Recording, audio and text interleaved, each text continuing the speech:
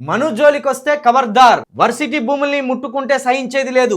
రేవంత్ సర్కార్పై గలమెత్తిన విద్యార్థులు.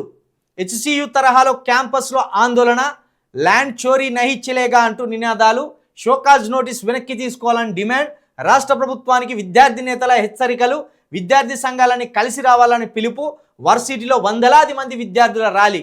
మొత్తం ఇట్లా ఇట్లా నిప్పు పెడతాను, బీఆర్ఎస్ వాళ్ళు ఇడిచిపెడతాను. ఆ నిప్పు మొత్తం జ్వాలల ఎగిసిపడుతుంది. మొన్న మను యూనివర్సిటీ 50 ఎకరాల భూమిని సర్కారు తీసుకొని మరి రియల్ ఎస్టేట్ కింద మలచాలని భావిస్తున్నారని ఒక వార్త రాసుకొచ్చిందో లేదో కథం. ఇప్పుడు మను యూనివర్సిటీకి సంబంధించిన విద్యార్థులు అందరూ ఏకమైనలు, ల్యాండ్ చోరీ నహిచ్చిలేగా అని మా ల్యాండ్ను దొంగిలించవద్దు మీరు అని నినాదాలతోటి ఇట్లా ప్లకార్డులు పట్టుకొని ఇక మరి వచ్చేసిన రోడ్ల మీదకి. కాబట్టి ఇక ఈ భూముల దగ్గర కూడా ప్రభుత్వానికి మొండి చేయని చూడాలి.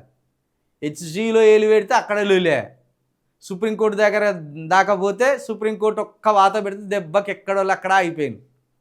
ఈ యూనివర్సిటీల భూముల మీద పడతారా? కేవలం భూములు రియల్ ఎస్టేట్ చేయడానికి అధికారంలోకి వచ్చిందా కాంగ్రెస్ పార్టీ? ఇక్కడ హెచ్సి దగ్గర అట్లే ఎదురైంది పరిస్థితి, ఇప్పుడు ఇక్కడ ఎట్లా ఎదురైంది?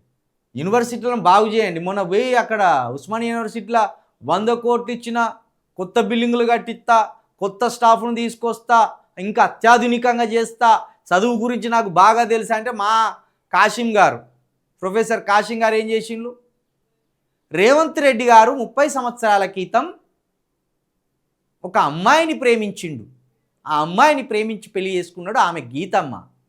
ఇప్పుడు అదే రేవంత్ రెడ్డి గారు ఇంకో అమ్మాయిని ప్రేమిస్తున్నాడు, ఆ అమ్మాయి పేరు విద్య అన్నాడు. మంచిగా కవిత్వం అని చెప్పిండు. కానీ ఇప్పుడు చూస్తేనేమో భూములను చేరపడతాను. ఇప్పుడు ఒక్క ప్రొఫెసర్ మాట్లాడతలేడా? రేవంత్ రెడ్డి మీద ఒక్క ప్రొఫెసర్ కానీ, ఒక విమర్శకుడు కానీ, ఒక ప్రతిపక్ష నేతలుగా బీఆర్ఎస్ వాళ్ళు తప్పించి కమ్యూనిస్ట్ వాళ్ళు మాట్లాడతలేరు, ఎంఐఎం వాళ్ళు మాట్లాడతలేరు, బీజేపీ వాళ్ళు మాట్లాడతలేరు. ఎక్కడోళ్ళు అక్కడ సైలెంట్గా ఉన్నారు.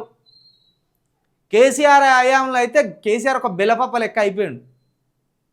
ఎవడు వాడితే వాడు తిట్టేది, 4 రాళ్ళు వేసేది, ఆయన నిందించేది, ఆయన ఎంత మంచి పనులు చేయాలని చూసినా దాన్ని విమర్శించేది. ఇప్పుడు చూడండి, మొత్తం యూనివర్సిటీల భూముల మీదనే పడ్డాడు రేవంత్ రెడ్డి గారి ప్రభుత్వం. యూనివర్సిటీ భూముల మీదనే పడ్డారు.